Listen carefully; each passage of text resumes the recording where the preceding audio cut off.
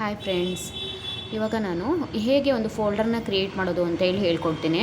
ಒಂದು ಫೋಲ್ಡರ್ನ ಕ್ರಿಯೇಟ್ ಮಾಡಿಬಿಟ್ಟು ಅದ್ರ ಒಳಗಡೆ ನಮಗೆ ಬೇಕಾದಂಥ ಫೈಲ್ಗಳನ್ನು ಹೇಗೆ ಸ್ಟೋರ್ ಮಾಡೋದು ಅಂತ ಹೇಳಿದರೆ, ಫಸ್ಟಿಗೆ ನೋಡಿ ಡೆಸ್ಕ್ಟಾಪಲ್ಲಿ ಇಲ್ಲಿ ಬ್ಲ್ಯಾಂಕ್ ಸ್ಪೇಸ್ ಇರುತ್ತಲ್ವ, ಇದ್ರ ಮೇಲೆ ನೀವು ಮೌಸಿಂದ ರೈಟ್ ಕ್ಲಿಕ್ ಮಾಡಬೇಕು.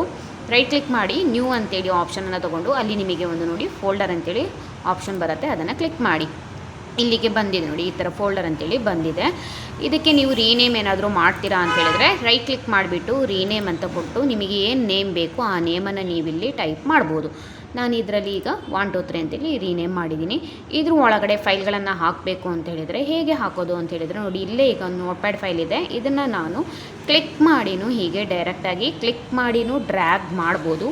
ಒಂದು ಮೆಥಡ್ ನೋಡಿ, ಇದರೊಳಗಡೆ ಬಂದಿದೆ ಫೋಲ್ಡರ್ ಒಳಗಡೆ ನೋಡಿ, ಇಲ್ಲಿ ಫೈಲ್ ಬಂದಿದೆ.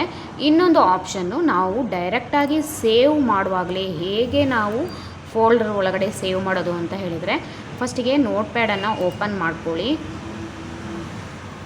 ಇದರಲ್ಲಿ ಏನಾದರೂ ನೀವು ಟೈಪ್ ಮಾಡಿಬಿಟ್ಟು ಸೇವ್ ಮಾಡುವಾಗಲೇ ಡೈರೆಕ್ಟಾಗಿಯೇ ಫೋಲ್ಡರ್ ಒಳಗಡೆ ಸೇವ್ ಮಾಡ್ತೀರಾ ಅಂತೇಳಿದರೆ ಫೈಲಲ್ಲಿ ಸೇವ್ ಅಂತೇಳಿ ತಗೊಳ್ಳಿ.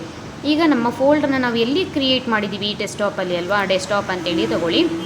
ಡೆಸ್ಕ್ಟಾಪಲ್ಲಿ ಇರುವಂಥ ನಮ್ಮ ಫೋಲ್ಡರ್ ಯಾವುದು 1 2 3, ಅದನ್ನು ಓಪನ್ ಮಾಡಿ ಅದ್ರ ಒಳಗಡೆ ನಿಮಗೆ ಈಗ ಈ ಫೈಲಿಗೆ ಏನು ನೇಮ್ ಬೇಕು ಆ ನೇಮನ್ನು ಕೊಟ್ಟು ನೀವು ಸೇವ್ ಅಂತೇಳಿ ತೊಗೊಳ್ಬೇಕು.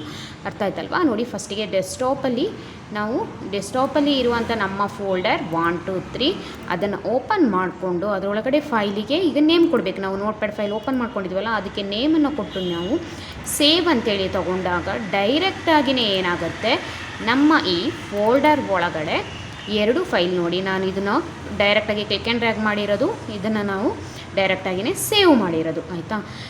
ಹೀಗೆ ನಾವು ಈ ಥರ ಫೈಲ್ಗಳನ್ನು ಸೇವ್ ಮಾಡ್ಬೋದು. ನೆಕ್ಸ್ಟ್, ಈ ಫೋಲ್ಡರಿಗೆ ನೀವೇನಾದರೂ ಚೇಂಜಸ್ ಮಾಡಬೇಕು, ಐಕಾನ್ಸ್ ಡಿಸೈನ್ ಚೇಂಜ್ ಮಾಡ್ತೀರಾ ಅಂದರೆ ಅದ್ರ ಮೇಲೇ ರೈಟ್ ಕ್ಲಿಕ್ ಮಾಡಿ ಪ್ರಾಪರ್ಟೀಸ್ ಅಂತೇಳಿ ತೊಗೊಳ್ಳಿ. ಪ್ರಾಪರ್ಟೀಸಲ್ಲಿ ನೀವಿಲ್ಲಿ ಕಸ್ಟಮೈಸ್ ಅಂತೇಳಿ ಆಪ್ಷನ್ ಬರುತ್ತೆ. ಕಸ್ಟಮೈಸಲ್ಲಿ ನೀವು ಚೇಂಜ್ ಐಕಾನ್ ಅಂತೇಳಿ ತೊಗೊಳ್ಬೇಕು. ಇದರಲ್ಲಿ ನಿಮಗೆ ಆಪ್ಷನ್ಸ್ ಇರುತ್ತೆ, ನಿಮಗೆ ಯಾವ ಥರದ ಆಪ್ಷನ್ಸ್ ಬೇಕು ಅದನ್ನು ನೀವಿಲ್ಲಿ ಸೆಲೆಕ್ಟ್ ಮಾಡ್ಕೋಬೋದು. ಈ ಥರ ಸ್ಕ್ರಾಲ್ ಮಾಡ್ಕೊಳ್ಳಿ.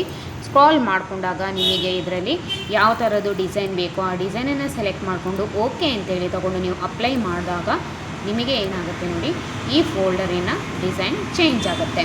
ಗೊತ್ತಾಯ್ತಲ್ವಾ? ಹೇಗೆ ನಾವು ಒಂದು ಫೋಲ್ಡರ್ನ ಕ್ರಿಯೇಟ್ ಮಾಡೋದು, ಆ ಕ್ರಿಯೇಟ್ ಮಾಡಿರೋಂಥ ಫೋಲ್ಡರ್ ಒಳಗಡೆ ಹೇಗೆ ನಾವು ಫೈಲ್ಗಳನ್ನು ಸೇವ್ ಮಾಡ್ಬೋದು, ನೆಕ್ಸ್ಟ್ ಆ ಫೋಲ್ಡರಿಗೆ ನಮಗೆ ಇಷ್ಟ ಬಂದಿರೋಂಥ ಡಿಸೈನ್ಗಳನ್ನು ನಾವು ಹೇಗೆ ಅಪ್ಲೈ ಮಾಡೋದು ಅಂತೇಳಿ ಗೊತ್ತಾಯ್ತಲ್ವಾ?